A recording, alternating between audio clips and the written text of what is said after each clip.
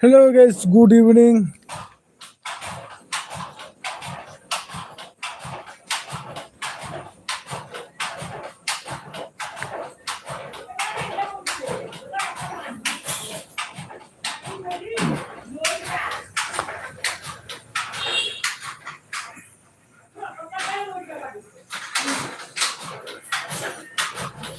Sir, mari dong.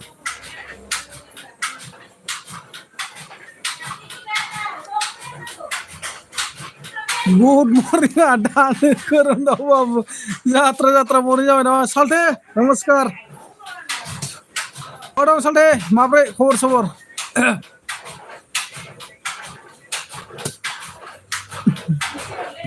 Side high ne, acha. Apa ini ke salte? Thank you so much. Nisir sani ang ni live out. First time नुजाफैनो हानायनि थाखाय माबोरै दं आं दासो सिखारदों नोंगौ नामा नोंबो दासो सिखारदों आंनि फेसबुकनि माबाखौ नुनानैसो दांहरबाय नामालै खोरनाव लाइक दोन दे औ दे साल दे ओमफ्राय बहा दं साल दे माथो खिथायाबो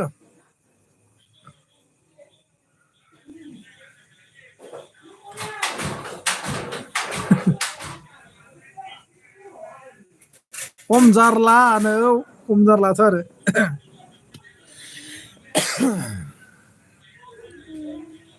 खम जारला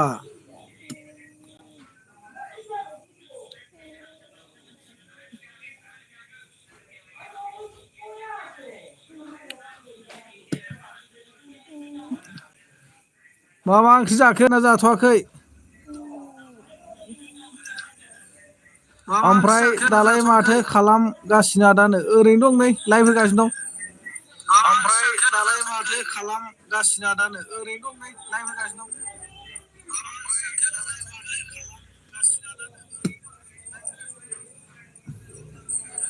आं मन'गोरनि र' सालथे दे औ दे सालथे मन'गोर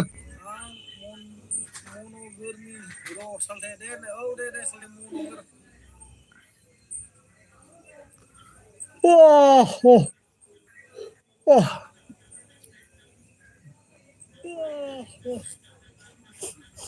जाथ'वाखै दसे थाना जागोन दे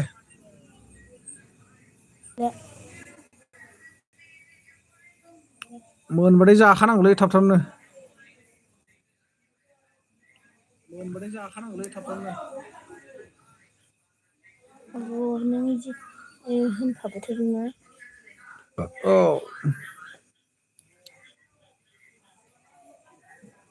मारै दं खबर सबर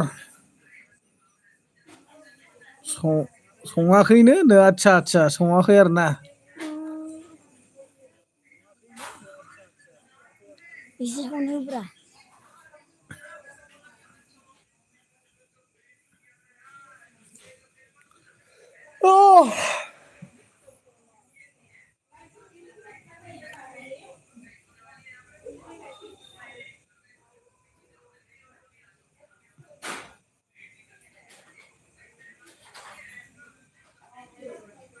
दासो सिखारना मबाइल नायदों आदसा दासो सिखारना मबाइल नायदों होनबा साननि उन्दुदोंमोन आरो ना निउ बट राजा हाय आदा मा खबरा मोजां ना औ फंबाय बर्थमान मोजां गाज्रि गेजेरावनो दं नोंहालाय माबोरै दङ राजा फंबाय बहानि जाखोथाय राजा फंबाया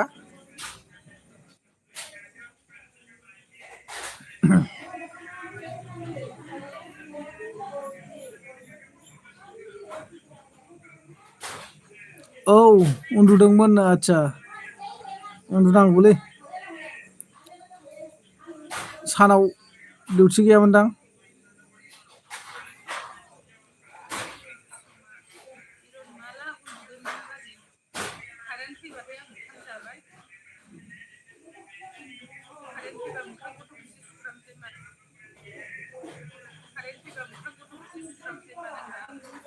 दंमोन आदसा मावगासिनो मोजां आदा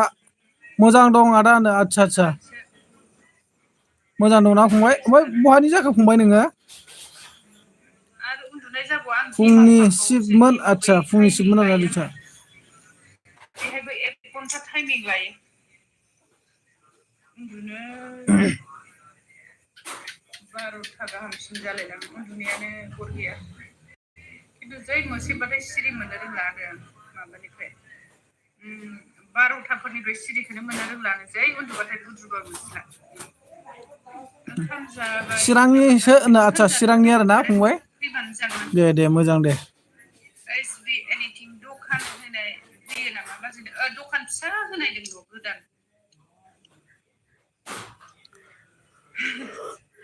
आयो सोर फैखोहाय नन बिटिआर सनितपुर मा खबर होननानै सोर हिनजाव रायलायखोनो आदा अबेनि जाखो प्लिज खोन्थालां नोंनि मुङा मा ओंख्रि संखो जारौ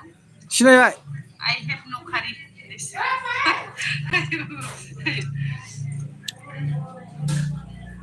रुटि मा ओंख्रि आब'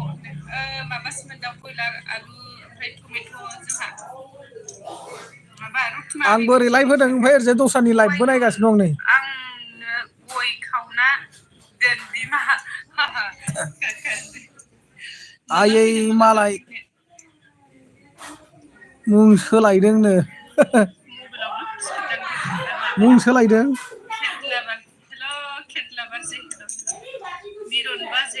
नोंनि भिडिअखौ आं जा मोजां मोनो आदानो थेंक इउ स' माच फंबाय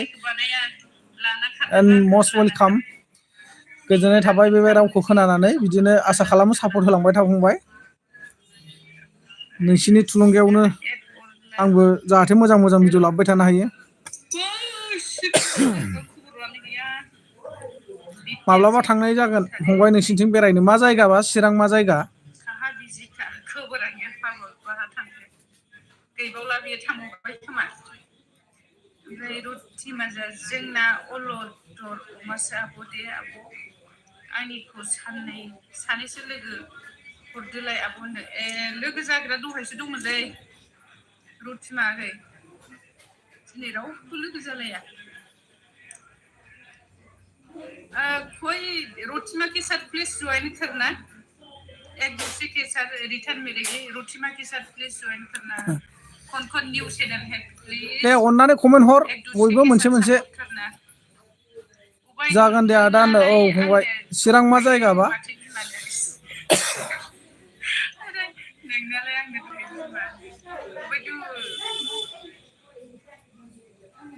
माथो लांफैयाबो बिरन नोंसोर गामिनि सासे आरो अननानै एसेबाबो रायदावलां बिबोनां दं नामा आंनि जिउनि भिउवार्स लोगोरि नोंथांमोन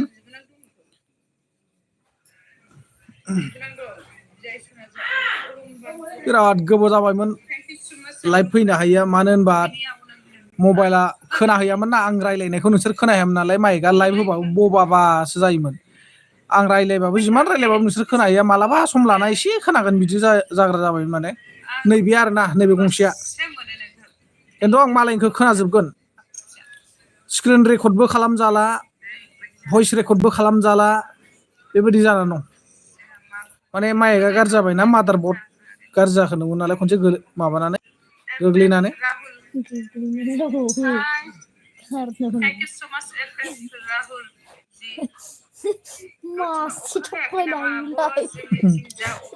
सिरि होनग्रा थानाङो जाम्बा आखाइबो गोलैलांदोंना आंबो एलटि ब्रह्मआव एलबि होगासिनो एलबि होदों नोंगौ खोरोमदाव खारबाय नामा गावदां बिबोनां फेसन बा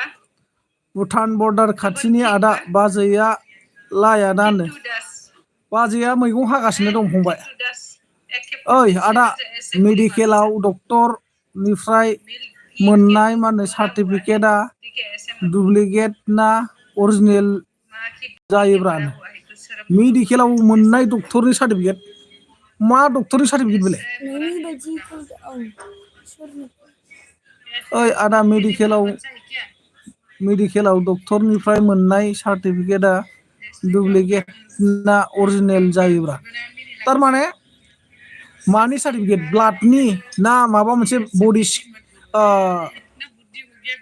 सिटि स्केननि ना सन'ग्राफिनि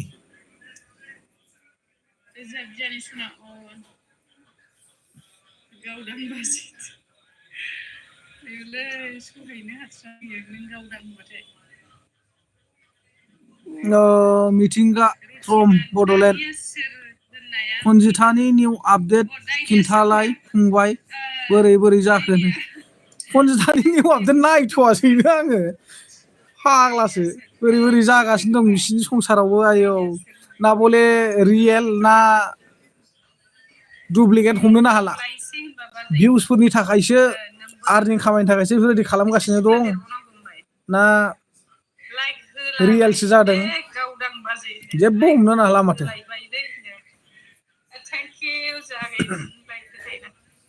आं सानदों मेटारा एसे बेलेग मार नामा एबाराव बिदि नंनानै दं आरो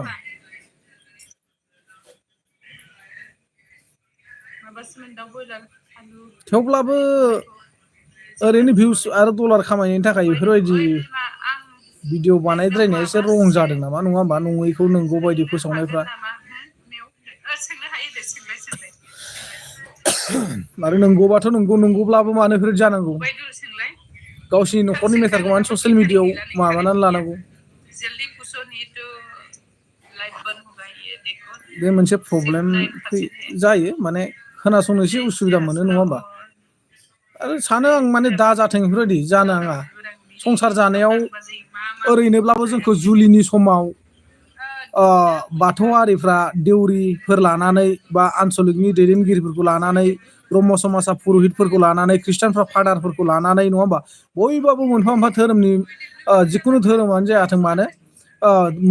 बयहाबो धोरोमनि गुरुफोर थायो नङा होमबा बा धोरोमखौ सामलायग्रा दैदेनगिरिफोर थायो बै बिथांमोनहा ओरैबायदि समाय खेरा लाहोखायो जे हाबा हुखानि उनाव बिमा बिफाया नोंनि असे जोनोमगिरि बिमा बिफाया बिमा बिफा नंला होनना बुङो हिनजावफोरखौ ओमफ्राय हौवाफोरखौ हाग्रा बंग्रा थांगोन मागोन नों बेखौ मोदाय बायदि सिबिनांसिगोन दिनैनिफ्राय नोंनि नैबे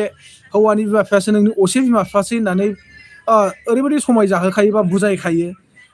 थेवब्लाबो बेफोरखौ माने जोंनि बर' मानसिफ्रा मा खालामो समायखौ निग्लेक्ट खालामो आरोखि नों थारैनो थिगखौनो बुंदों इउ आर मा होनदों आबसल राइट एक्सुवेलि राइट ना मा होनखो बारा इंलिस आखराव जथाय रोंलायलाङालै आंबो फंबाय गोरोंद्राय ना बिनि उनाव मा जायो बिसि फिसाय बिमा बिफाखौ आंखौ जोथोन लानो बा आं हिनजावखौ जोथोन लानो संसार जालांनो होननानै आंनि बिमा बिफाखौ बेंनो थाखाय बा आंनि न'खरखौ बेंनो थाखाय लाबोनानै दोननोसै उनाव मा जानोसै साननैसो आंगैया जाबाय बहाबा अभियासलि जोंथ' फ्रायानो जोंनि बर' हारिफ्रा बा गासिबो बर'फ्रानो बेखारफ्रामसो नङाबा साख्रि बाख्रि गैजा रोङा मा गैजा रोङा साख्रि गोनांफोराबो बेनो जागासिनो दं हनै साख्रिनि थाखाय गथ' गथायनि थाखाय न'खरनि थाखाय बा हादोरनि थाखाय बिथाङा बर्डाराव थाहैनो गोनां जादों बहाबा थाहैनो गोनां जादों हाग्रायाव थाहैनो गोनां जादों डिउटि होदों नङा होमबा नाथाय न' फारसेथिं केलेंकारि जानानै थाबाय थायो मालाबा बिहाव बिखुनजोखौ सैया मालाबा गावनि फिसाफोरखौ नायस'ना फिसायखौ गारनानै फिसाय थानानैबो फिसाय गैयि बायदि गुबुनजों लाइन मारिनाय बेफोरबायदिया बारा जागासिनो दं आरो हौवाफ्राबो गाव गावनि हिनजाव थाखानानैबो हिनजाव गैयि बायदि हौवाफोरखौथ' एक्सुवेलि बुंनो थांबा सिनायखाया नङा होमबा हाबा जानाय ना जायै नाथाय सिनायाबो सिनाया गावबो खोन्थाना लाया गावनि हिनजाव दंना गथ' गथाय दं बेखौ जेबो थाल गैया जायो उनाव मालाय हिनजावनि बा मालाय सिख्लानि महरावसो गोजावलाङो जेरै आङो दिनै मोनसे नुनो मोनदों एनिथिं एमजे ब्रादारनि निउस माबायाव इउटुबाव सिबिरानि ब्रह्म खोमा बिथांजोआ सिख्लाफ्रा हाबा जानाय सेंग्राखौ नागिरसै आरो सेंग्राफ्रा हाबा जानाय हिनजावखौ नागिरसै होनना बुंदों बिराद साननो गोनां माने बेफोर बाथ्राया नङा होमबा मा महिनि दं थारैनो आरो मा जानो थांगासिनो दं जोंनि संसारा बे खिन्थु बेल' नङा जोंनि बर' हारियाल' जादों बे नङा खिन्थु गुबुन हारियाबो जायो खिन्थु गुबुन हारिया दोनखोमायो गाव गावनि मेटारखौ गाव गावनो माने अफलाइनजोंनो समाधान खालामलायो मालाय ससियेल मिडियाजों नङा दिनै ससियेल मिडियायावथ' गोबाङानो हमना ला अभियासलि आंखौनो बुंना लाबाय आं दस्राखौ मानो बुंहरनो नङा होमबा मा ओंखारगोनब्रा दिनै नङा होमबा दिनै मा भिडिअ फैगोन आं नेनानैसो थाखायो मोननाय लोगो लोगो आङो लाखिबाय दानस' दुनसा खालामबाय आपल'ड होलाबायबाय बास नङा होमबा बेफोरबायदि खालामो नाथाय होग्रायाबो होनानै लाना आरो मोनसे खोथा जेनेबा दा दहाय सासे नों फंबाया सोंहरदों ना खनजिथामोननि खोथा बिसोरो मैया दाख्लै फार्स्टनि भिडिअ'आवनो जादों खोमा दैदेना भिडिअ खालामहरलायलायनाया हिन्जावा गाज्रि वार्ड बाहायदों गाज्रि राव दा बेफोरखौ जेनेबा बाहायफ्लांबाय दानस'नानैथ' हगारजायोना गाज्रि वार्डखौ नङा होमबा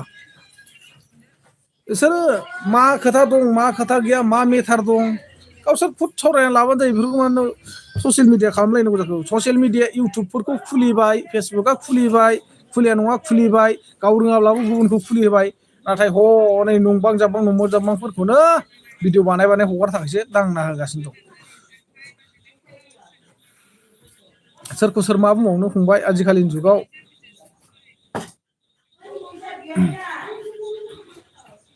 आं खुदखौनो सानो दस्राखौथ' मा साननो नङा होमबा जाहाथे जों बेफोरबायदि जाथों जि जाबाय नङा होमबा सिगां समाव बयबाबो एसेबाबो गोरोन्थिखौ मावो जोंब्लाबो मावबोदों नङा होमबा जोंबाबो गोरोन्थिखौ मावबोदों फिसा फिसौ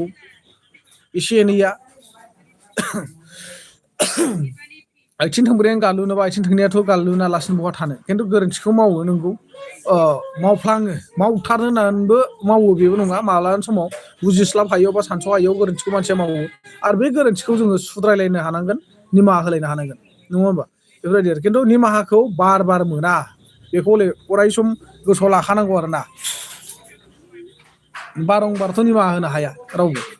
बेफोरबायदि जायो आरो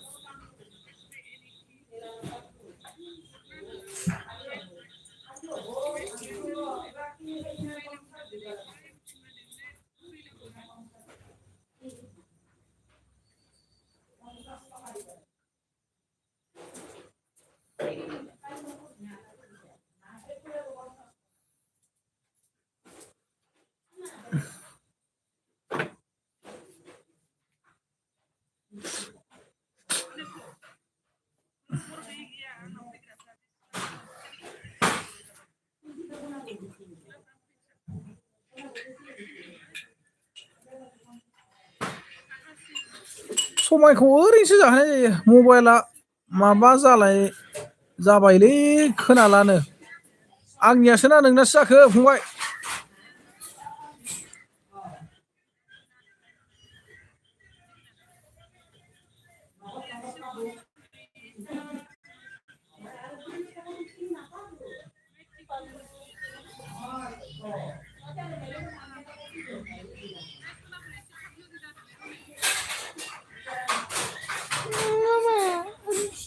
इयारफन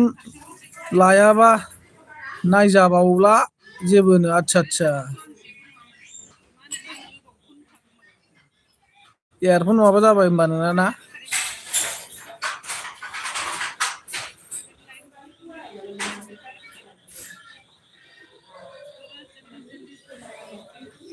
मा ओंखाम उखैबाय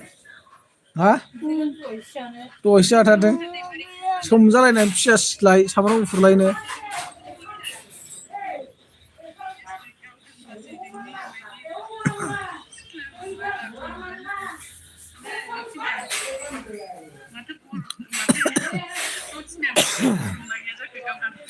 माबा मिनिखो बाबु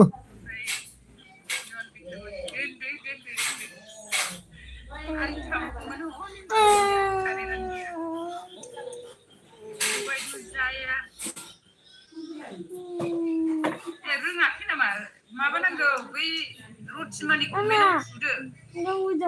रथिमानि कमेन्टआव थुबानो चेनेलाव थुदो होमबानो चेनेल मोनगोन आरो सानसुमा नार्जारि जागे दागारिनि बाजै आंनो दागारि थेंक इउ स माच दागारिनि बाबा गोजान गोजान सोंबाय आङो जायाखै ओंखाम जाखांजोब्बाय नामा नोंसोरो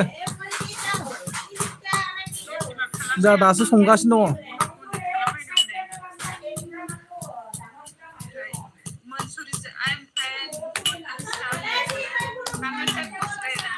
हिनजावफोरनावसो द्लाम मानसि थायोलै नै मालाय 48 जन गाहाम दं 48 जन आरो 41 लाइक दं जोंफोरनाव ना लाइक ना भिउ नङा होमबा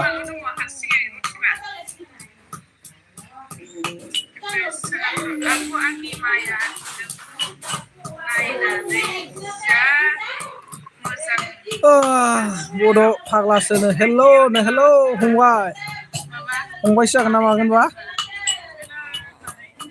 जाय हक गोजोननाय थाबाय बोरै खबरालाय खबरा बिदिनोसै मोजां गाज्रि गेजेरावनो दङ नोंहालाय माब्रै ओंखामफोर जाखांबाय नामा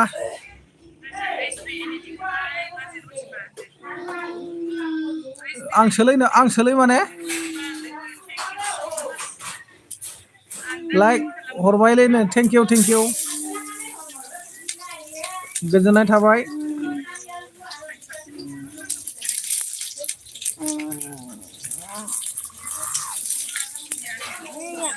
सिनायासैनो आङो आरो गोबावबो जाथारबायना लाइभ फैयैया बहुद गोबाव जाबाय बोसोरसेयानो जाहैबायदां उधर सुम होता ना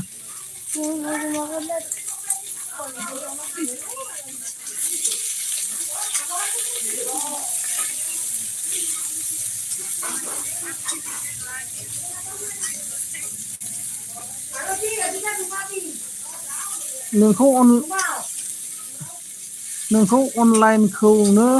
नुवारा लाइभआवनो औ नंगौ सोमदोंसो आंनो आदसा नोंसो नुला माने अनलाइन नुवा माने माबा मा होनो मबाइल गाज्रि जाना दंना माइकआ बेखायनो नुलामोन आंखौ अनलाइन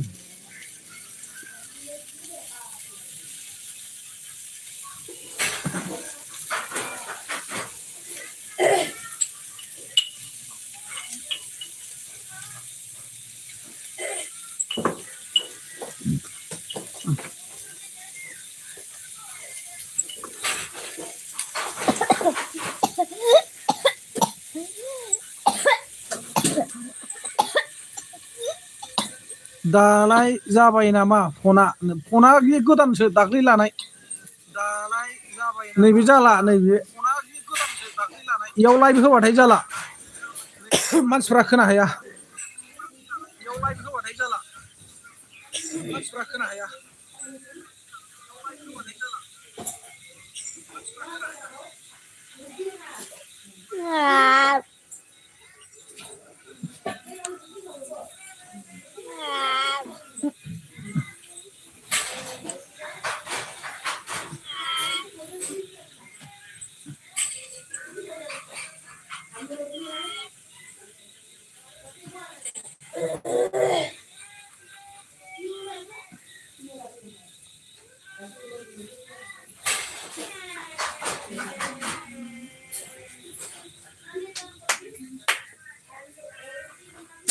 सोर सोमदों सिनायबावासै आङो आरो सोरबा गथ'निसो फट'आनो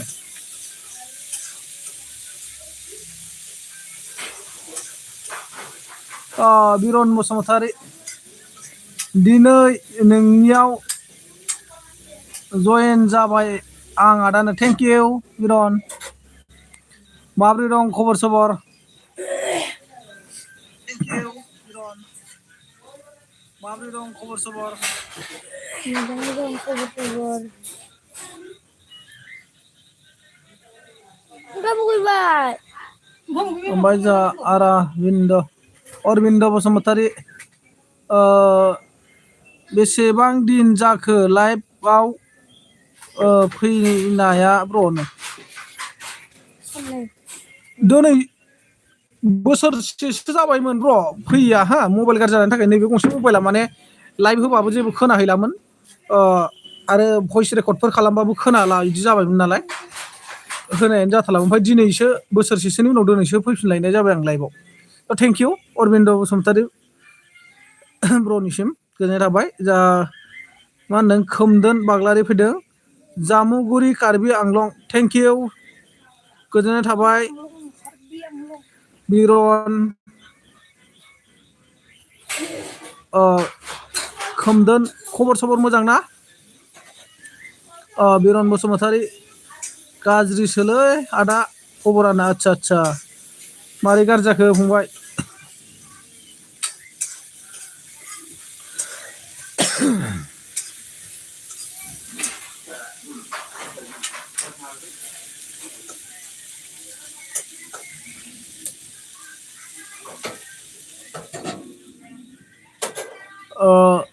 खोमदोन बाग्लारि साबसक्राइब थेंक इउ स' माच गोजोननाय थाबाय खोमदोन बाग्लारिनिसिम आं नायबाय थायो नालाय दिनैसो नुदों दे मोजांनो थेंक इउ गोजोननाय थाबाय लाइक दोनब्रनो थेंक इउ ओमफ्राय चेनेल दं नामा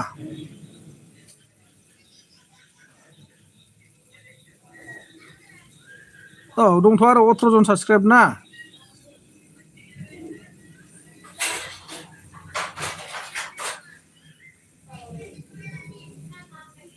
ओमफ्राय जोंहा बड' फाग्लासोनो फुराना न'आव थांथाराखै नामा आदानो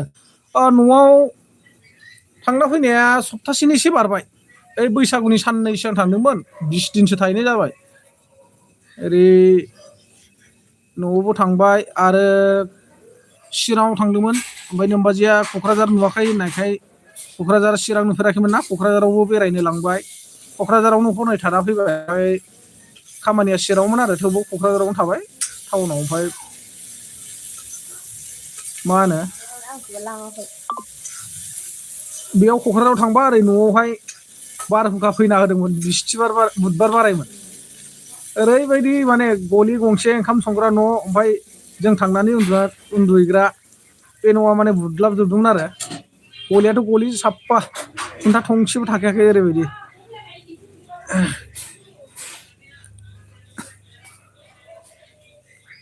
बेफोरखौ बानायनानै गारबोजोब्बाय मोजाङानो थेंक इउ बेलायथो बाजै ओरैजाय दं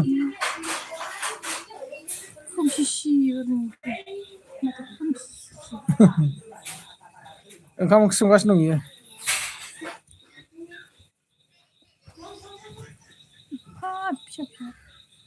आं नुवाखै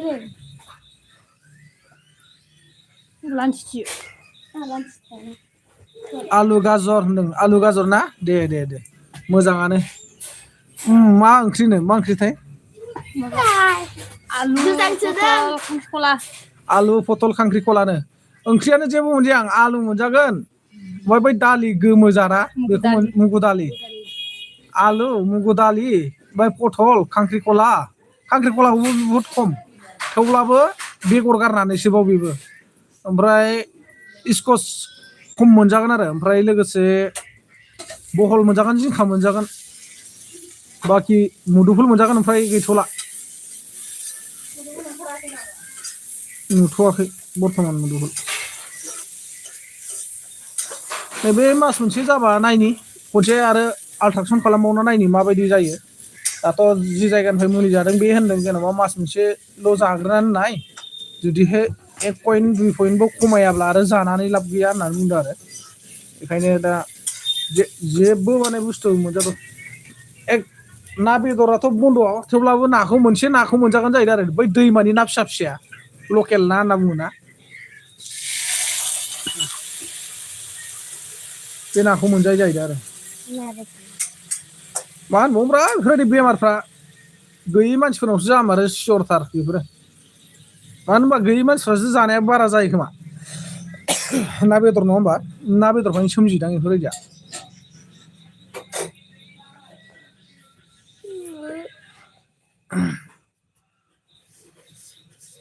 Mama không vui bài.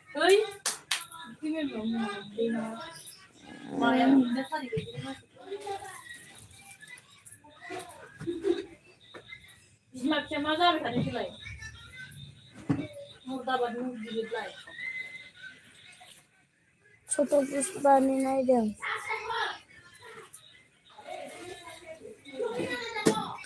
नैखौबो मोनबायना नोंसोर चेनेलखौ नैबे आंनि मोनसे चेनेलखौ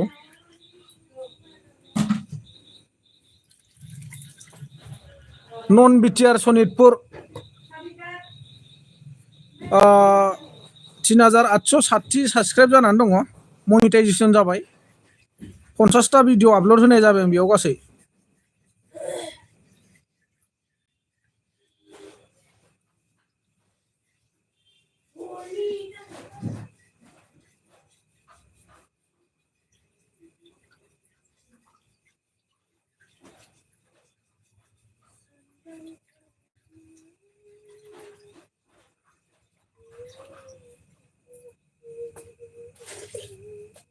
बेबो दङ आंनावनो आच्छा दे thank you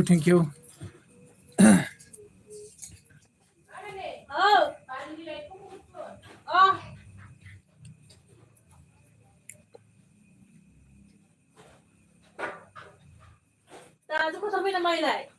दाजो फोथारबाय फोजोबखाबाय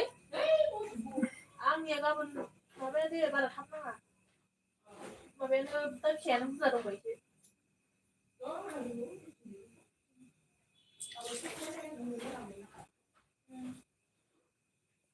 Menurut dah ni.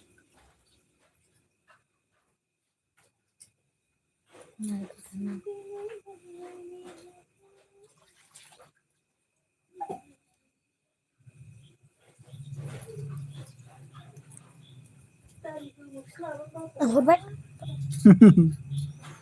Comment खालाम लोगोफोर कमेन्ट खालामनांगौथ' आरो एसेबाबो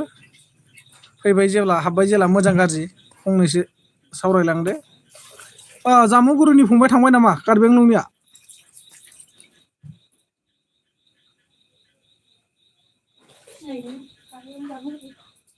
हा जामुगुरिनि सिनाय जाबाय मिथिया जाबाय दाख्लैनि माबा हलि मिलाय जानायाव जायाखै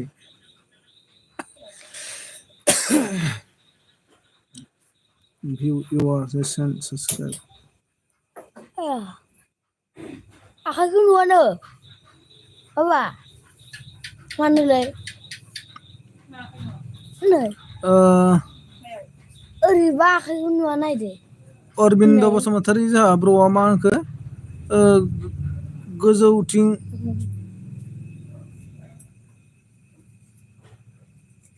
रिया खालाना नायलाय ब्र' रि खालामनानै ना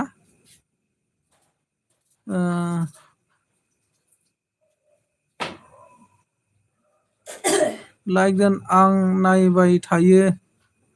नालाय दिनैसो नुदों दे मोजांनो ओमफ्राय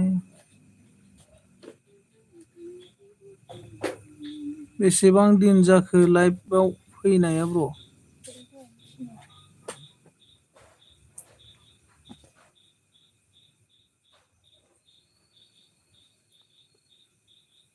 अरबिन्द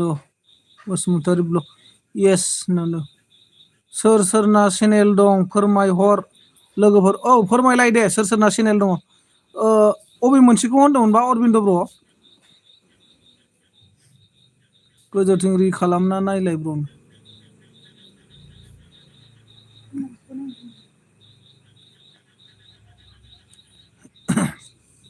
राजिब बर' फैदों जोंहा राजिब बर' 12 हाय हेल' राजिब बर' अन्नानै खिथादो सोर सोरना चेनेल दङ बिनि खाथियावसो मेगन नोजोरावहाय नायनो मोजां नायलाय खोमा नुबायसो दां अखेया Berapa hari naik besadang? बे बेसां Bawa.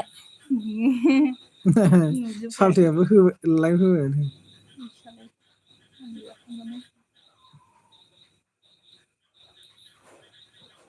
Mama kamu bilang. मोनाखै र' मोनबा जागोन र' सिथा Aku dikelebon nama. नोंबो नुजानो लुगैलायथारदोंबा Homla. Ini. मा Hasilnya. हारसिं एलबिनो औसि Belum. माथो खोनाया खोनायाबाबो खुगायाव ओरै समाव थागोन आरो मना फरायदों सानगोन ना फेसबुकाव होदों नोंहा होमबा गस्ला गान हा गस्ला गानामा होजोंलै दुखु दाहा हाग्रा बंग्रा सौसिनानै हारिनि थाखाय नांबोदोंमोन दा न'आव फैनानैसो जिउ गोमाफैबाय इयाव बस्था बनानै नोंहा इयाव स्राङाव थायो थां हे गसाया लाबो बाबा हुरु सिनला नै थाराव बेथायालाय बेसेबां फरायखोनो क्लास 4 क्लास 4 आंना इउटुब फेसबुक ब्लग दं आच्छा आच्छा बिदि लोगोबा लाङाबो एलबि होनसै अरबिन्द बसुमतारी ब्र'ना इउटुबबो दंनो फेसबुकबो दंनो फेसबुका मा नाम ब्र'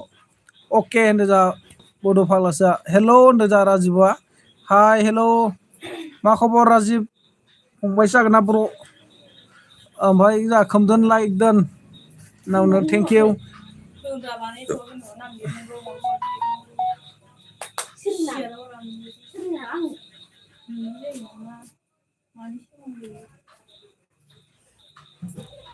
बेनो आंनि नामानो आच्छा आच्छा औ इउटुबा बेनोखा जा अरबिन्द ब्र'निया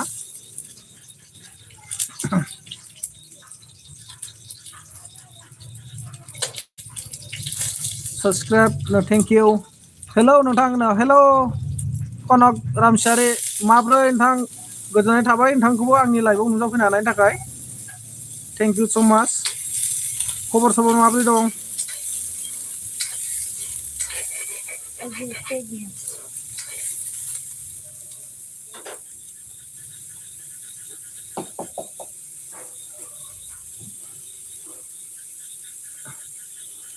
आंनाव सिखाराखैनो माथोनो अ माया सिखाराखैबा बड' फाग्लासो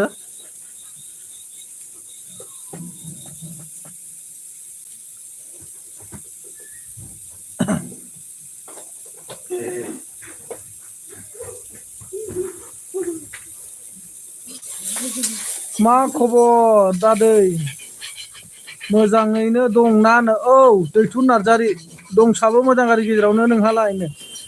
ओमफ्राय खोमदोना जा हायनो हेल' ओमफ्राय जा अरबिन्द बसुमतारी ब्र'आ मा होनो आंनो अननानै इउटुबखौ साबसक्राइब खालामना होदो गाज्रि मोनाबा औ जागोन खालामगोन दे सोर सोरना इउटुब दं खोन्थालाय देलाय आं नैबे नन बिटिआर सनितपुरजों खालामहरगासिनो दं हा आंनियाव जुन्दिबा जुन्दि आं एलबि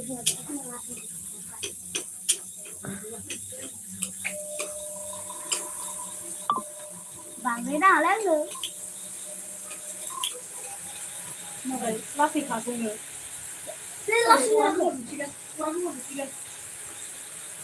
लासै जायाखै खिन्थु ओमफ्राय लासै गैया ओमफ्राय मायालाय लाबोदो नोंहालाय नोङो नामा ओमफ्राय जोंहा कनक रामसियारिया मा होनदों मोजाङैनो दंथ'यो गसाइनि अननायाव दे इसोरनि अननायाव आरो गासैनिबो अननायाव मोजाङै मोजां बिदिनो थालांबाय थाथों आरो इयुनसिम नङा होमबा जाहाथे जेबो जालायाबा जों बयबो बिदिनो लोगो मोनलायबाय थाथों बेनि इउटुब चेनेला आच्छा बिनि इउटुब चेनेला अरबिन्द बसुमतारी ब्लगखा बिना अबसे नोङो बिनिखौ नायहैनो हागोन बिनि कमेन्टआव थुनानै दै आं माबा हरबासो नायहैनो हागोन आङो नोंनो मडारेटर हरबासो नों नायहैनो हागोन नायहैनोबा बुंहरबानो जाबाय बिथांखौ साबसक्राइब खालामहैनोबा बुंहरबा कमेन्ट हर दे आं माने मडारेटर होना हरगोन ओमफ्राय जोंहा अरबिन्द'आ माने आं साबसक्राइब खालाम बावबाय दे ब्र'नो थेंक इउ ब्र' साबसक्राइब नन बिटिआर बै नन बिटिआरखौ आङो गोथां होना लागोन र' ओमफ्राय मानसिफोरखौ हरफिननि आं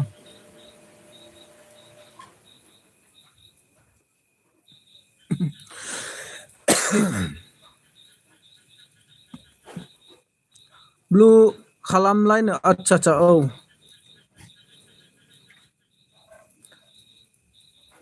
होबाय दे बड' फाग्लासो होबाय ओमफ्राय मा ओंख्रि जाखो जाथ'वाखै संगासिनो जा जाथ'वाखै रामसो नोंथां दासो संगासिनो दङ साबसक्राइब डन ब्र' थेंक इउ खालामबाय खालामबाय हर दे आदा नों हरबाय साबसक्राइब नांदो जा आं नन बिटिआरजों हरनि जा अरबिन्द ब्र'खौ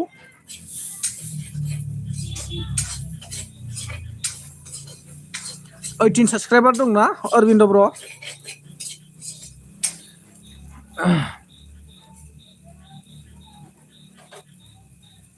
खालामबाय ब्र'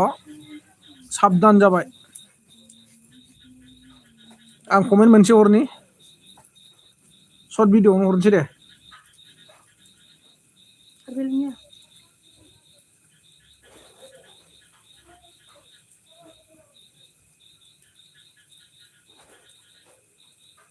नाइस ब्र' होना हरबाय आङो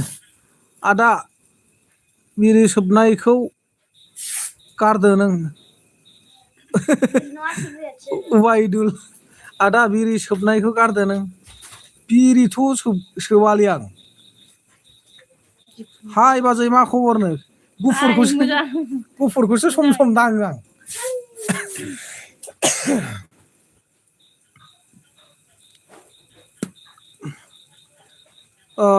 कनक रामसारिया दिनैसो नुबाय नोंथांनि मिस्टारखौ समायथारदों सानैबो थेंक इउ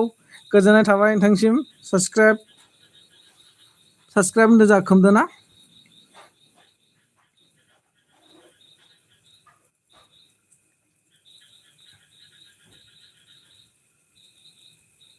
मा खालामखो नोंलाय You man. दे आंबो खालामबाय साबसक्राइबनो थेंक इउ आंनिफ्राय खालामहरनायनि थाखाय बिथांखौ हेल्प सापर्ट होनायनि थाखाय गोजोननाय थाबाय दैथुन मा खबर होनदोंमोन नोंहा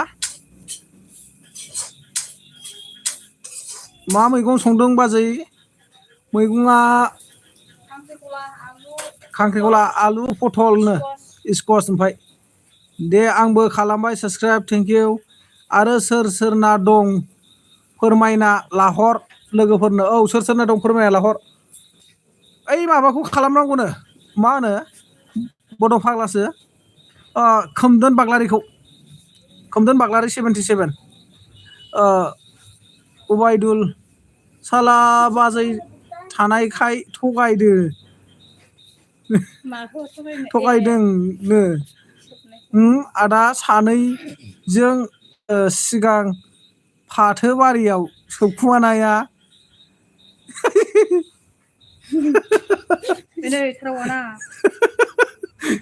सिगां नाङोमोनब्रा नंमारगौ आवगोल सोबोमोन होथारमोन गोदो बापरे ससेबो थायामोन अबा बिरि खान्दा थाबा नागिरलायनानै सोबबावगोनसो माने कर्नाटक ना बेंगलराव थाबा मा जायोमोन मिथियोना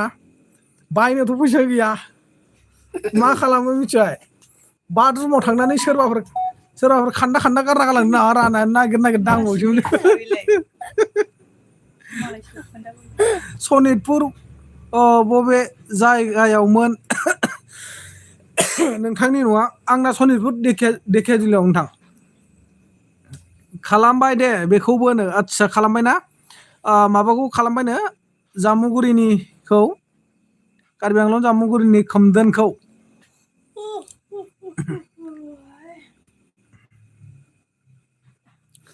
नांदों I am good bro no thank you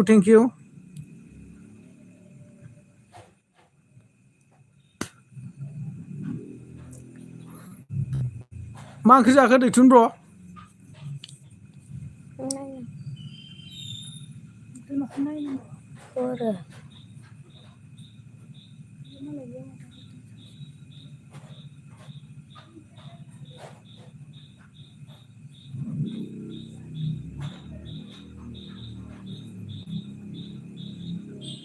बेजों नायजाबाय थानांगौ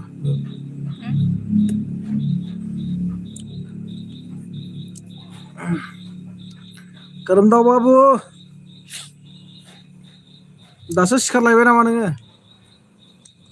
आंहा डिउटि दं फुङावनो आं उन्दुनोसै लोगोफोरनो दे दे दे उन्दुदो दे आदा आंबो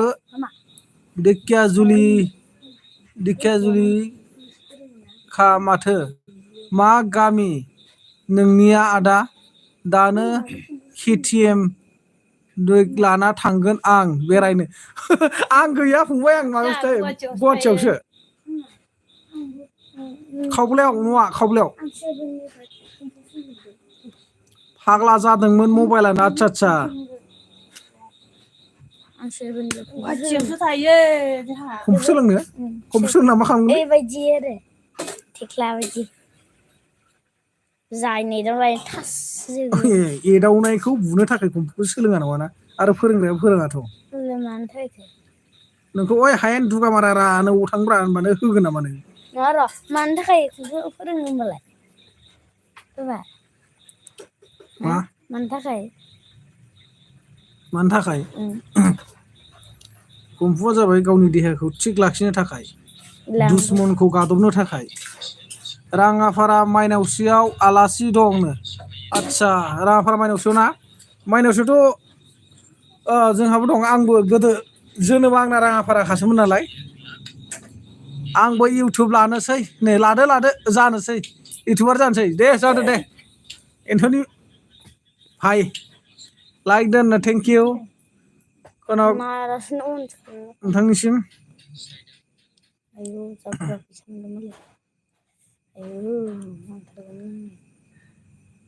एन्थ'नि फंबायाबो इउटुबार जानोसैनोलै खुलिना होनांगोन नामा फंबाय खुलिनोथ' रोंखादों माबायदि मोनदां ओंख्रि संजानो बानाय मोनबायलै माथोनो लादोलै फंबाय लादो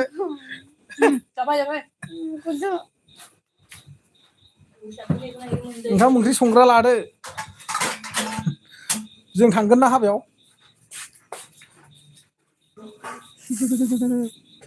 कमेन्ट हर लोगोफोर ओंखाम जानोसै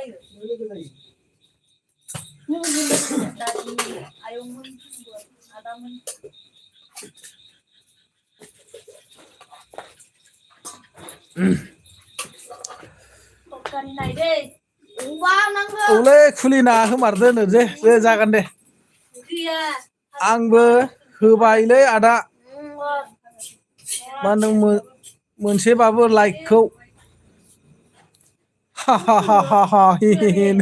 दे थेंक इउ गोजोननाय थाबाय लाइभ होनोबा जायगायाव थाना होलैनो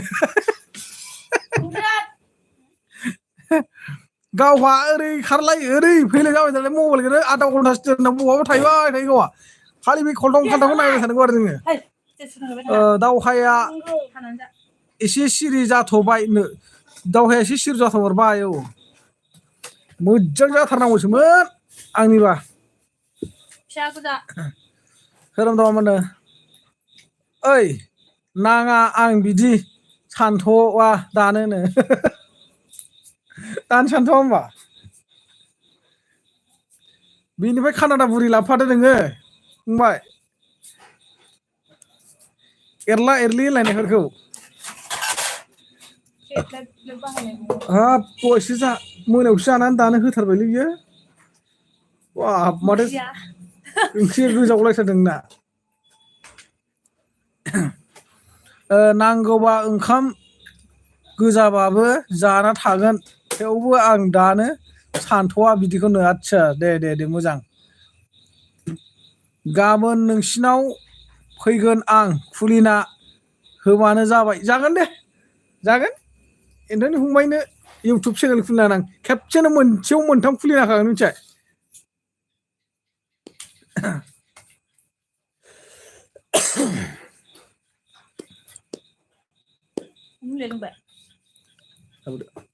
फुङाव फै दे एन्थ'नि फंबाय फुङावनो एर'प्लेनजों फैनांगौनो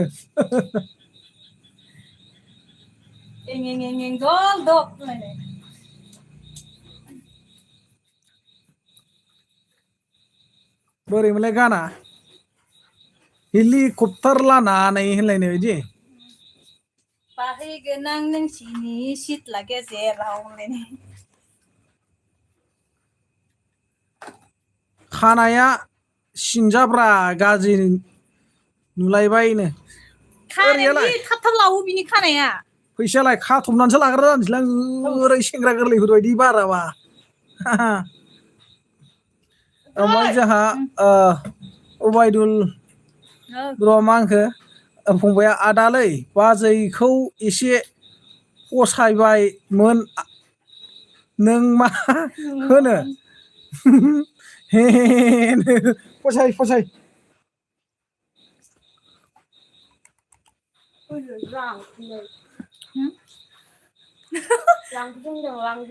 नोंना गामिया BTC आव सरजाब जाबाय नामा गैयालै गैया जोंना ओमफ्राय जोंहा अरबिन्द बसुमतारी ब्र'आ मानो दानखो कमेन्टखौ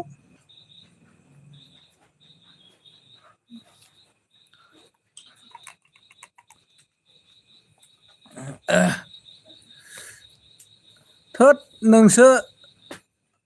मा होनदों उन्दैसिनब्रानो आदसा आंसो उन्दैसिनथ' आरोना औ आदालै बाजैखौ एसे फसायबायमोन नों मा होनो हे फसायबाय थादै फसायलासे थाथारना खामानि मावनो रोङालै बिसोर ओमफ्राय जोंहा ओरैनो आदाया मा मावो आं बर्थमान जेबो मावनाय जाथ'वाखै एसे 1 इयार्सआनो जाहैबाय खोमा आङो माने बेमारनि थाखाय ओरैनो बेखाराव थानांगासिनो दङ आङो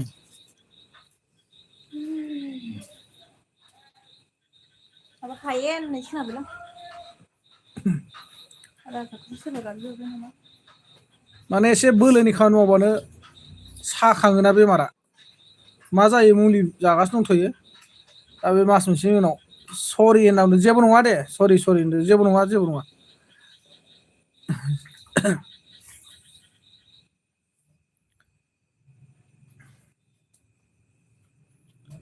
आं खारबाय दुगैनोसै बेवाइफोरखौ खनसे नायनोसैनो दे थांदो दुगैदो बाबुआ मा क्लास मोनखोनो बाबुआ क्लास 4 ओमफ्राय नानिया क्लास 9 सरि आदा आं उन्दुनोसै बाय गुड नाइट औ दे जैथुन दे उन्दुदो दे फंबाय दे हरबो थौबायना 10ता जानोसै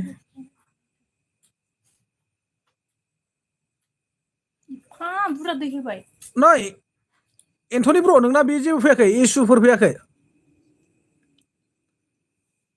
आं नैबे मोजां फटकखौल' होदों बेखौ होआखै आं बाबुआ मा क्लास मोनखो होननो सरि आदा अके आं खारबाय दुगैनो औ दे दुगैदो दे चिराङाव फैब्ला जोंनाव हाबनो हायो जेबो सिन्था गैया दानो आदसा चिरां मा जायगाथाय उदैयालाय गुदुं जानाय ना मानाय बिखाजरनिया मा ओंख्रिमोन आब'नो लुथुर ब्रह्म मा ओंख्रिमोननो मा ओंख्रि माबा ओंख्रिया जोंनिया माबासो मा होनो खांख्रिखला आलु पटल इसिखौसो ओमफ्राय सयाबिन एवनाय एन्थ'नि गैयानो आदसा दे ओमफ्राय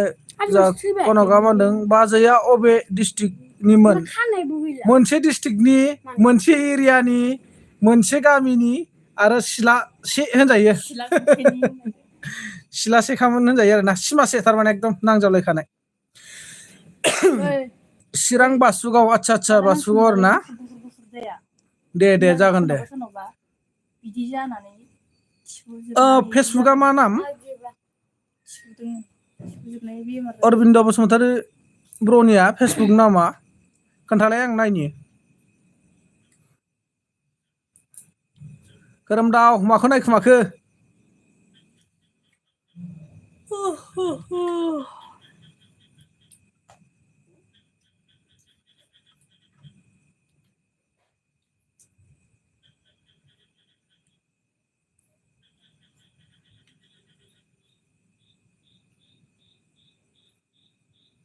अरबिन्द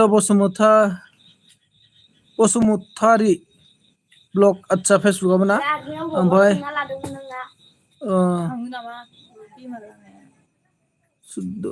सुद्धदन बर' हाय हेल' लोंनोबा सावब्र' गुमायनो बा बिग्रा खावब्लानो जानानै लोंनोबा जाबाय आजिखालि गाग्ला गुग्ला मिनिफैनाय ओमफ्राय गुरलानो आंथ' ओंख्रि संजालालै दाउदैसो रुबायनो दे ओइ दाउदैयाबो गोथाव रुनानै माबाब्रा बाथोन सिफ्लेलाय दुन्दिया होनानै पियास गोथां दाउदैबो मोनजाला बेदरबो मोनजाला नाबो मोनजाला थिफ्रि ब्रह्मआ सोरलै गुमायनो आंनि बुरिलै गोसोथोनाय मोजां ना खबरा औ मोजां ब्र' नोंहालाय नोंना माब्रै खबरफ्रा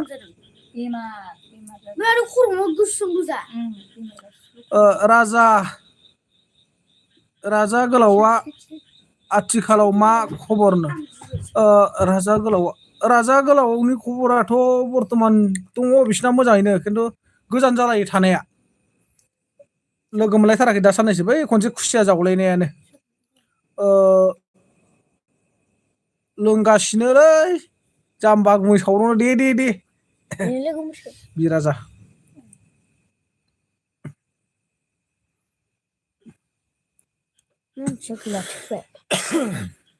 मा ओंख्रि जाखो सावब्र' ना जाथ'वाखै थैबाय नामा सानै गथ' गोनांखा हाबा जाखानाय आइजोआ सोरजोंबा खारनानै दं लागाव रिल्स बानायनो फेसबुकाव नुजाबाय थायो फ्रेन्ड खालामबाबो एक्सेप्ट खालामा माथो आङो फ्रेन्ड एक्सेप्टबो खालामा रिकुवेस्टबो खालामबा डाइरेक्ट फल' बेक मोनगोन बिदिसो आंना फेसबुकाव फल' टु फल'सो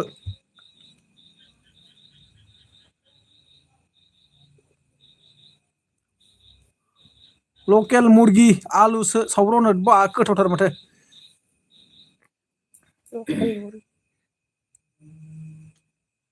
बुहुद नायो आङो माबा फ्रेन्ड रिकुवेस्ट द्लाम दं एनएस दैमारि ब्लग फैदों हाय आदा बाजै हेल' गोजोननाय थाबाय एनएस नुजाफैनो हानायनि थाखाय माबोरै दं खबर सबर मा मैगं जाफैखो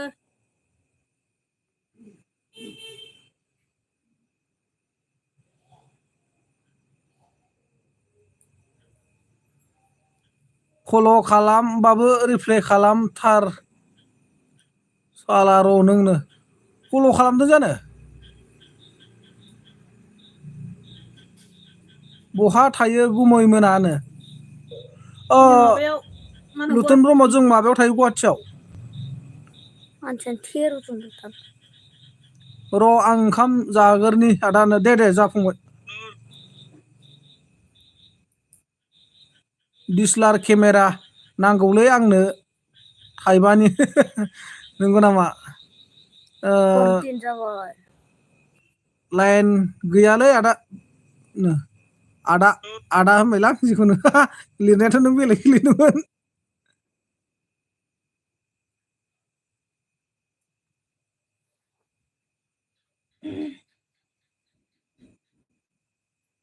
सेभेन 38 दं नै सावब्र' फ्रेन्ड रिकुवेस्टआनो 7:38 आरोथ' गुबुन जाथिखौथ' माबा खालामखाया आं माथामारिखाया सनितपुर डिस्ट्रिक्टआव साबसिन जायगाया बबे सनितपुर डिस्ट्रिक्टआव ना आं बेखौबो बुंनो थांबा जेबो मिथिबावासो गिदिंनायानो जाया आङो आरो जोंनि सनितपुराव मा दङ बे खनायाव जेबो मिथिया तेजपुरखौथ' बादा दोनबाव दिखियाजुलियाव बबे खनाथिं मा दखान दं मा जायगा दं जेबो मिथिबावा आं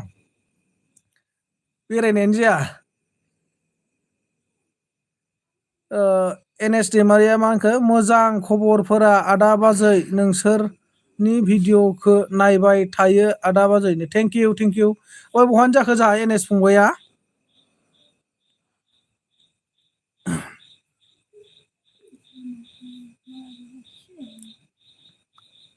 रांगाफारा आंनिबा गुमैसावरो राङाफारा ना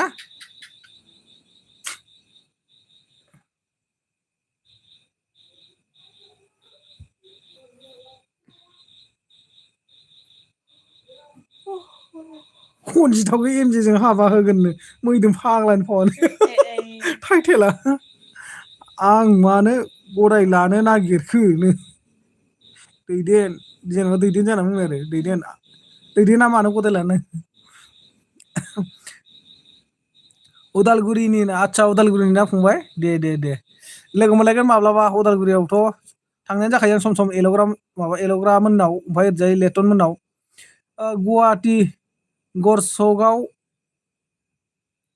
गरसकआव आलासि दंनो आदसा गुवाहाटि गरसकआव आलासि दंना ओमफ्राय आंखौबो सापर्ट खालामदो आदा बाजै जागोन दे एनएस ना बैफोर थाङानो दा मा होनदों बैफोर थाङानो दा माने बुजियासैलै बुन्दु मा होनखो जाय हक गोजोनबाय बुन्दु नुजाफैनानै कमेन्ट होनायनि थाखाय थिगानो दा मायालै थै मालायनि भिडिअ नायो कमेन्ट फरायदों न'आव थांगासिनोलै मा होनदों कमेन्ट नुवा ना मानो नुदो फै माला लोगो हमनांगोन नोंखौ आसाम पाकिस्तान सापर्टार एरेस्ट इन गसाइगाव फर आन्टि गसाइगाव लागाव हमबाय पाकिस्ताननि माबाखौ पाकिस्तान सापर्टारफोरखौ जेम्सनि हाबायाव थांनाय नामा थाङासै फंबाय आङो जेम्सनि हाबायाव थांनाय जायाखै ओंखाम जाखांबाय ना आदा बाजै जायाखैनो जानाय जाथ'वाखै बाबुआ जाखांबाय जों जाथ'वाखै मोनखांबाय आरो मोननायालाय एन एस दैमारि ब्लग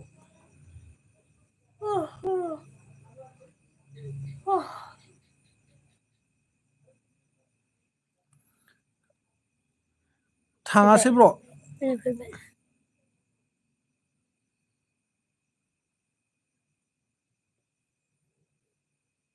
252 साबसक्राइबार दंना एनएस 99 भिडिअ एनएस दैमारि ब्लग 339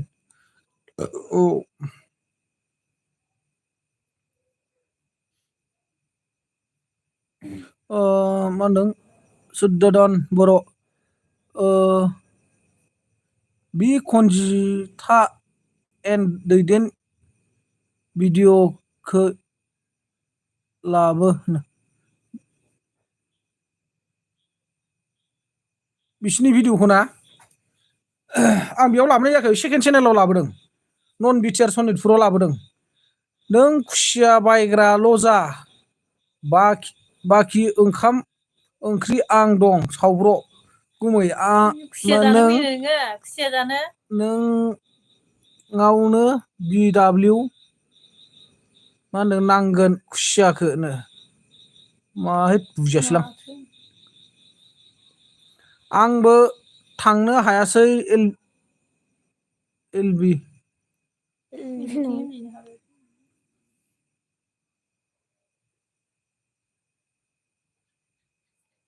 मोनासै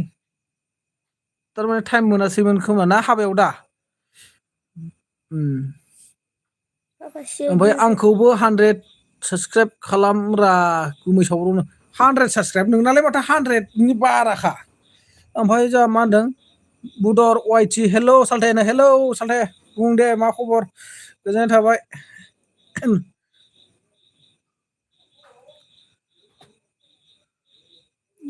इयावनो नांगोनलै लरग'नो एवनो नांगोन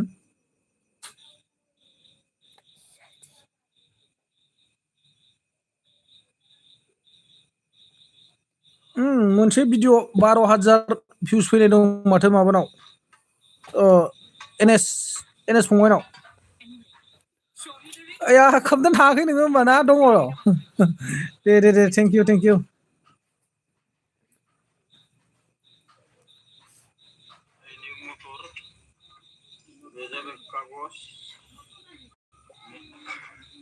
गुड नावनो जा खोमदोना ओमफ्राय बुदर वाइटिया नोंनिसो दिनैसो नुसनदोंनो थेंक इउ दे जेबो नङा दे मानो मटर लैयो एनएस ए दैनि मा होनखो दै बोहोग्रानि बारिथाराखैलै आदा बाजैनो दे बारायगोन दे लासैनो बारायगोन दे बिदिनो जायो मालाबा मोजां भिडिअ हो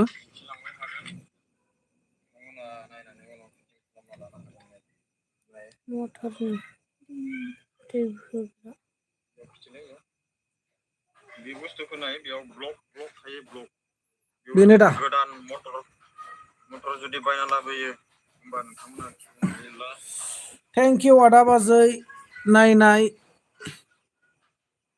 नायनायनि थाखायनो जेबो नङा दे गोजोननाय थाबाय थेंक इउनि गोनांथि गैला फंबाय बिदिनो सापर्ट होलायबानो जाबाय नोंबो जोंखौ सापर्ट होनो जेब्ला जोंबो सापर्ट होगोन नङा होमबा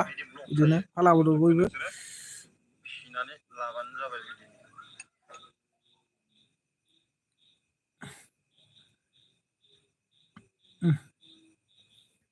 बिदिनो मोजांल' भिडिअ होलांबाय था अब्लानो साबसक्राइबार हारसिंनो फैगोन नोंनि भिडिअखौ इन्टारेस्ट नांबानो मोजां मोनबानो फ्रेंक भिडिअफोर खालाम एलबि बर' फैदों जा आदा हेलौ फंबाय मा खबर एमएस हम किटचेन बाहागि बाजैया जा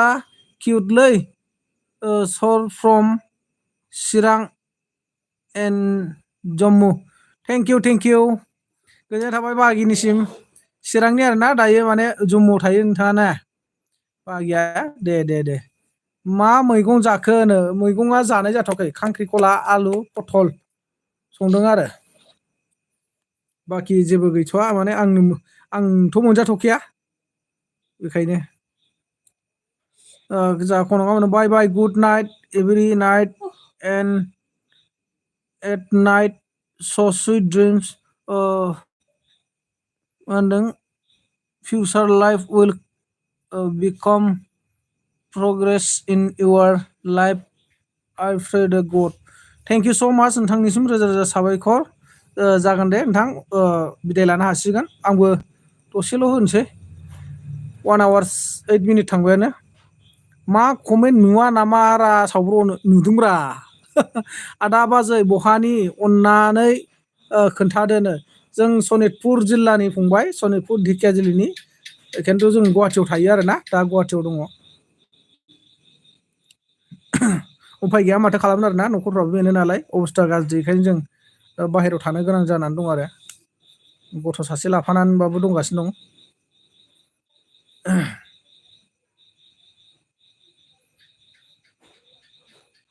थांखु नादों हनै आब'आनो नायाखैलै बबे नादोंथाय गैया थांखु नानायखौल' 50 नुथारो नामा साबसक्राइब नोङो जाब्लासो लाइभ संखौ मालाय जा गिदिर बाखस खननो हायो नामा ब्र'नो आखाइखौ लाखिना लाइभखौ ना 50 साबसक्राइबाव सोरनाबा खुलियो सोरनाबा 100 थांबाबो खुलिया जुदि जाथाराखैब्ला 50 जायाखैबा 50 बारबाथाय 100 जन गाहाम जादोंब्ला थेवब्लाबो लाइभ फैजायाखैबा होजायाखैबा खनसे माबा खालामहर आरो इउटुब टिमाव मोनसे मेसेज हरबानो जाबाय आरो जे आंना अलमस्ट माने 50नि बारबाय साबसक्राइबारा स' आंना दाबो लाइभ होजायाखै होननानै मोनसे मेसेज खालामो आरो मबाइल नाम्बारखौ भेरिफाइ खालामना ला मबाइल नाम्बार भेरिफाइ खालामाबा लाइभ होनो हानाय नङा आरो थाम्बनेल लागायनो हानाय नङा लोगोसे लं भिडिअ आपल'ड खालामनो हानाय नङा आरो 50 साबसक्राइब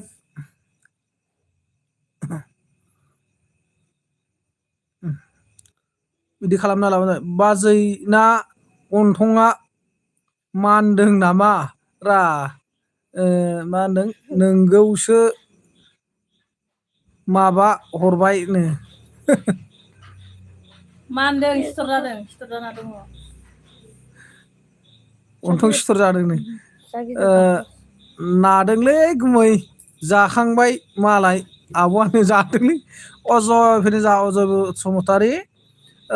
नोंसोरनाव अखा हादोंना हायाखै आदा गैया अजय फंबाय हादोंमोन हानायालाय दहाय दा हाथ'वाखै दहाय हादोंमोन एसेल' बुरजा हायाखै दिनै ओमफ्राय जा एनएसआ मा होनदों दे जेबो नङा इसोरा अराय नोंसोरनि संसार जानायाव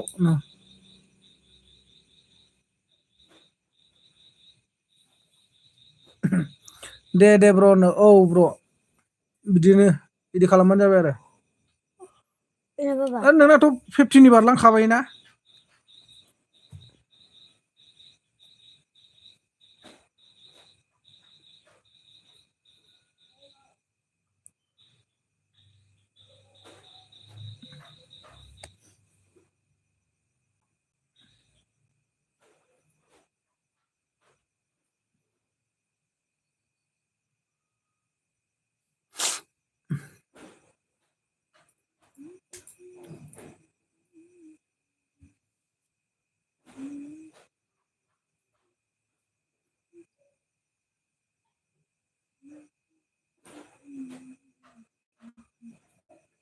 ए दासो 20 ना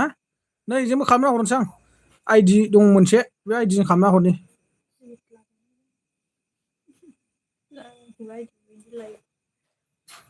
Mama. अरबिन्द ब्रखौ नैजोंबो खालामना हरबाय आं साबसक्राइब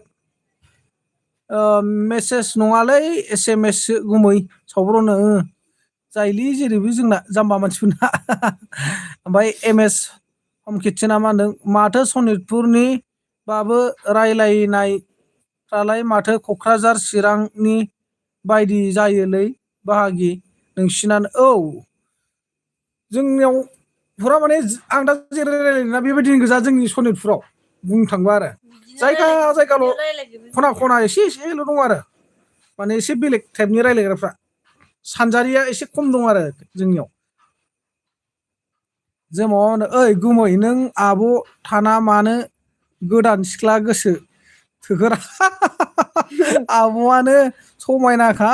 आंनि आब' बायदि मोननाय करिश्मा कापुरखौसो ना लोगो हमनो नागिरदां Oh, lele. मा आइदिलै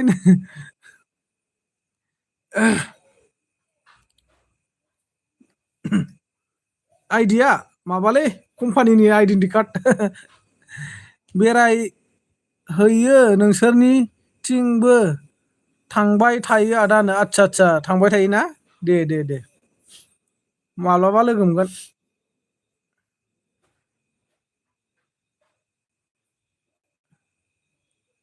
सनितपुराव मोनबेसे भाषा नांगौरा आसोलफोरनो जोमाव मोजां मिथिथारोमोन जोंना Jamuguri Karbi Anglong subscribe 47 thank U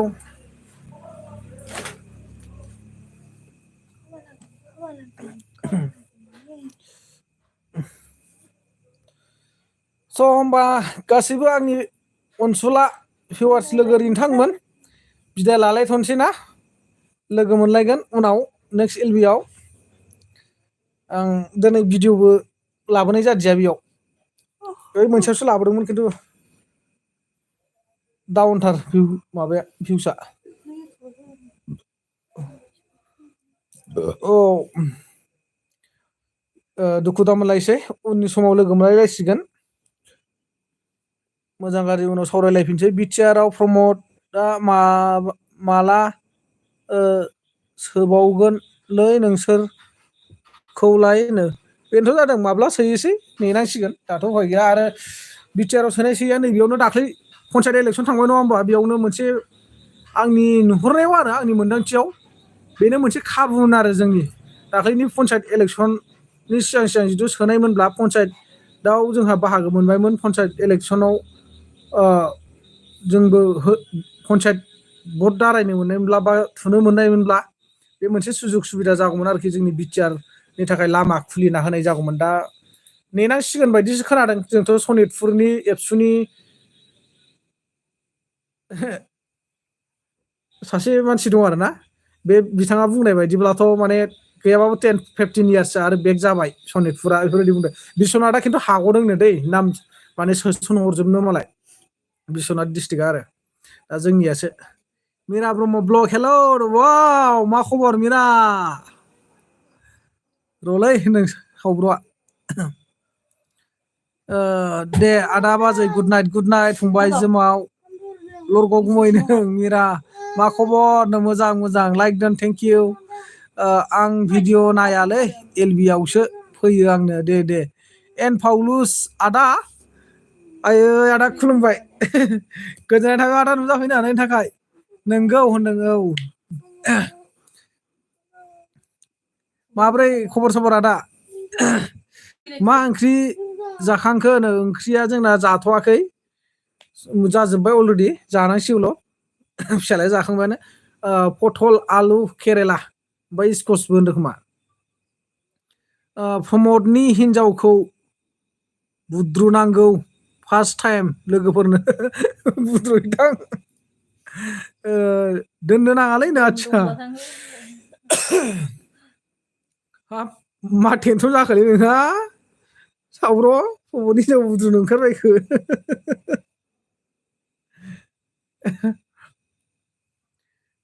आदा पाउलुस ओंखाम जाखांबाय दा जाखांगासिगोन नङा होमबा गामियारियावलाय न'आवलाय दे जाबो रेडि खालामदो जानोसै आंथ' ट्रेक्टर सैयालैनो आदसा थाव जाग्राखौ थावसो जायोना ट्रेक्टरजों हालेवबा मोसौजों हालेवबा आजादि हालेवलांबाय थानो हागोन नङा होमबा गोसोबायदि टेनसन फ्रि थाखा फैसाबो खारबावासो बुंनो थांबा ओमफ्राय ट्रेक्टरजोंबाथ' नोङो फैसा खारबाय बिगा प्रति 500-300 गैयाब्लाबो आंबो गुड नाइट लानोसै लै ब्र' बा अबाव आबौखौल' मा होनदों खामसे दिन्थिलाय आबौखौ ओंखाम खुरनोनो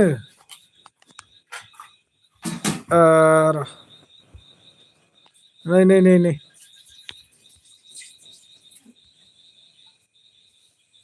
दे ओरना हरदो बिदाय लानोसै नै मानसिफ्रा जाबाय थांदो दे ओंखाम खुरनोसै आं ओंखाम खुरसिगोन हा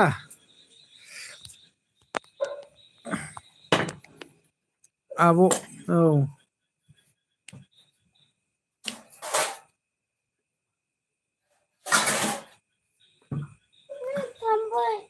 बिराद थगायबाय बा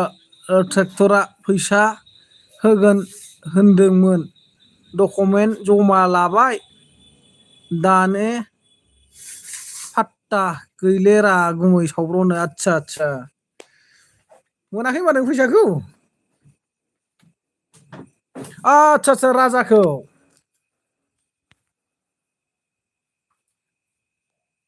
नै नोंखौ नायनो उन्दुबाय ओंखाम जाखांबायानो दे गुड नाइट लाहरदो गुड नाइट